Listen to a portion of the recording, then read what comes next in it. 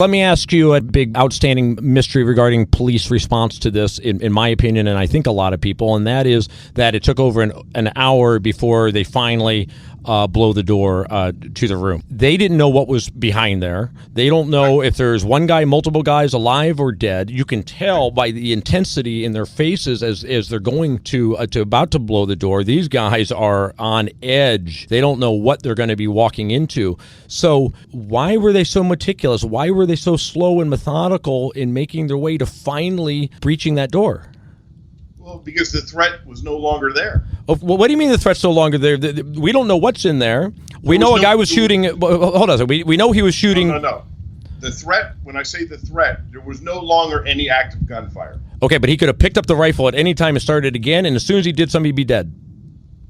He could have started shooting at any moment again. A different set of circumstances. But when there is no more gunfire, then you act accordingly, and that is that you make a plan. Okay, in the time it would have taken, let's say he opened fire again, and the time it would have taken to then go storm the door, breach the door, come in, how many people do you think Paddock could have killed? If they had heard gunfire again and they were positioned there, it would have taken seconds for them to get in there. Okay, so how many people would Paddock have killed by the time they killed Paddock? Your argument doesn't make any sense at all.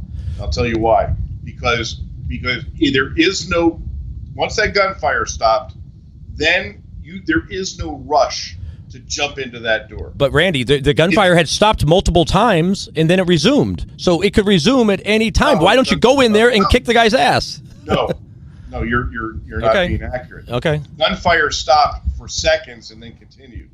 Once it stopped after he killed himself, which is what we found out that he did, then there was no more gunfire.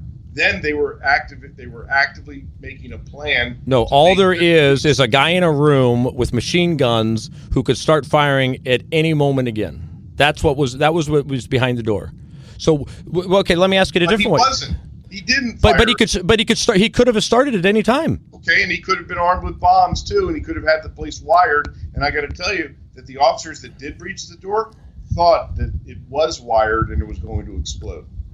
That was what they thought. Because what was so? Let me ask it a different way. What was so important that had to be done over a 1 hour time period prior to knocking down that door and taking the guy out? Getting the proper equipment and developing a plan. Okay. Once that gunfire had stopped, which could restart at any time, but go ahead. Well, you can say that, but that doesn't. That argument doesn't make any sense to me. But wait, hold on. Let's just stop right there and make sure that we're on the same page with it. You've got a guy in the room. We don't know if he's alive or dead, so we're going to assume that he's alive. We know he's got machine guns in the room, and we know that he's already hit 1,000 people. And you're just going to assume that there's zero chance this guy's going to start up again?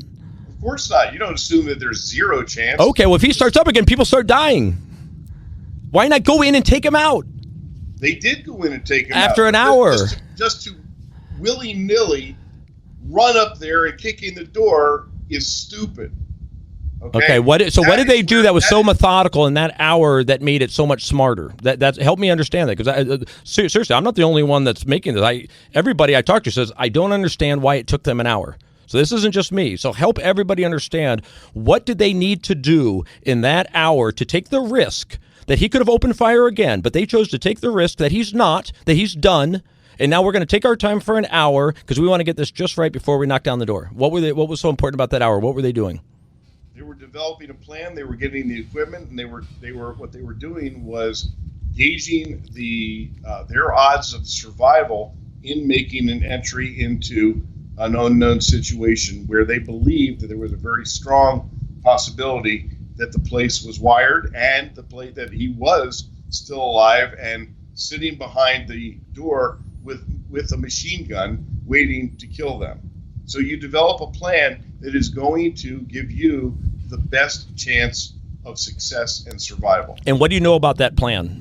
What was could describe for us what the plan was? Well, I wasn't part of the planning process. I know that what they did was they breached the door. There was they didn't wait for the entire SWAT team.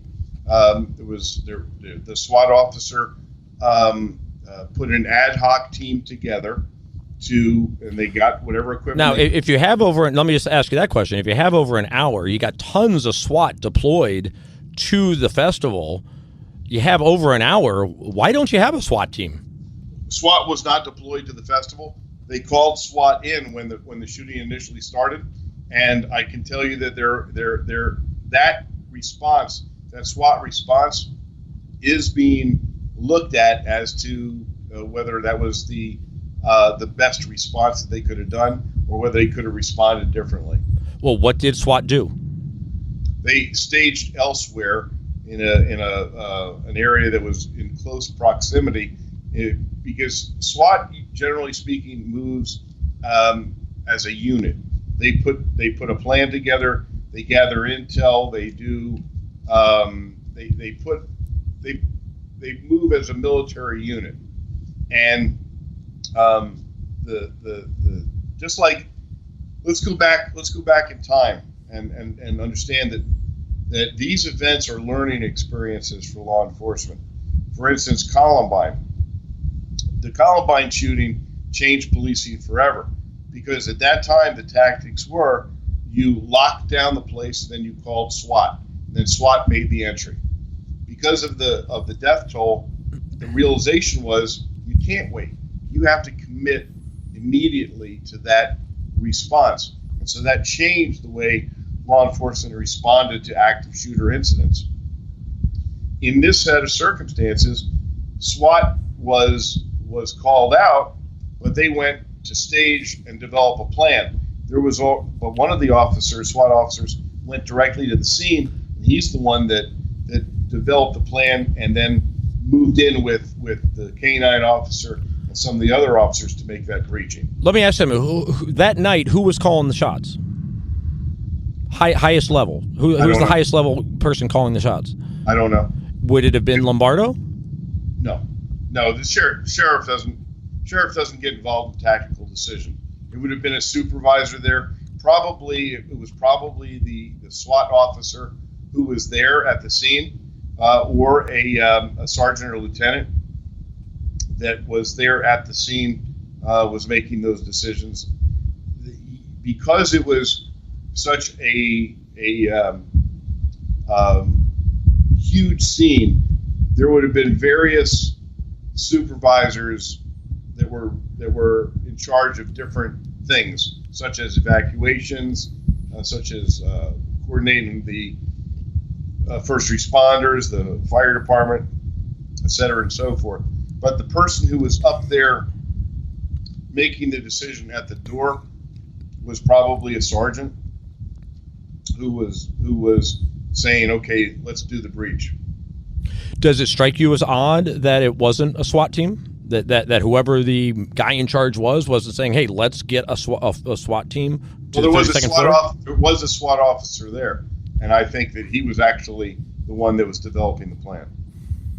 So they did leave it up to that SWAT officer, and he perhaps he made this is one of those things that, yeah, it was happening. It was happening at the moment. So whoever was at that scene making that determination, I'm only guessing. I was not told this, but it would be somebody who is familiar with tactics and had some equipment. They had some breaching tools. They had some explosive breaching material that would only have come from SWAT. And I'm sure it was that individual who said, "Here's what we're going to do. Here's the plan." So the taking of 1 hour, or actually a little bit more than an hour before they breached the door, that actually strikes you as a relatively normal amount of time given the circumstances? It's irrelevant, because the fact of the matter was there was no active shooting taking place. So, well, I'm going to let that issue go. I'm just saying, as far as the amount of time it would take to get properly prepared to go breach the door and engage, about an hour makes sense to you? Yeah, to get people up there, to get a plan of action together, to get the equipment, and as long as, like I said, if the shooting is still going on, you don't wait. If there is no shooting going on, you have the luxury of slowing down the action. Okay. Well, responses. So we're going to agree to disagree about that. You are the expert, but I will say that people such as Doug Papa and other officers have said, no, you don't wait. Even though the gunfire has stopped, because it could resume at any time, you don't take that risk. So you're on Lombardo's side on this one, and the way the police handled it. But there are other people who disagree. Well, keep in mind that I was a sergeant and a lieutenant. I was a supervisor for the majority of my career.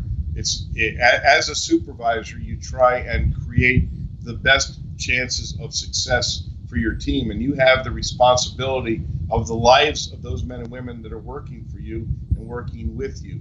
It is your responsibility. If you commit to an action that gets one of them killed and you didn't have to, then you live with that for the rest of your life. So when I hear somebody saying, I would have done this, I would have done that, when it comes down to creating a tactical entry, I take that with a grain of salt.